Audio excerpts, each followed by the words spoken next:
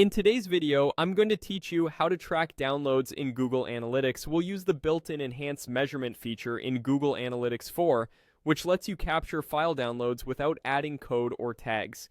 This is great for tracking assets like PDFs, spreadsheets, presentations, or installers, so you can see which resources your visitors actually engage with. Start by opening analytics.google.com in your browser. Make sure you're in the correct account and property for the website you want to measure.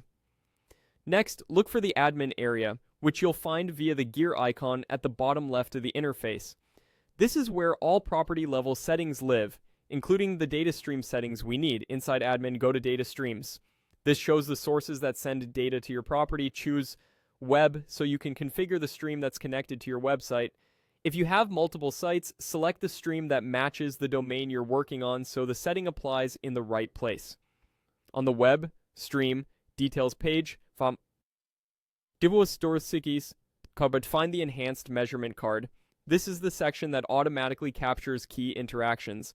Click the gear icon to open its detailed settings. A panel will appear showing different event types that can be toggled on or off. Scroll down until you see file downloads. This setting detects when users click links to supported file types such as PDF, doc, XLS, PPT, EXT, CSV, and zip, among others. Toggle file downloads on. That's it. From now on, when someone clicks a link on your site that points to a downloadable file, Google Analytics will automatically log a file download event. Along with the event, GA4 captures helpful parameters like the file name, file extension, and the link URL, which you can use for analysis and reporting. Keep in mind that this setting works going forward. It won't populate historical data.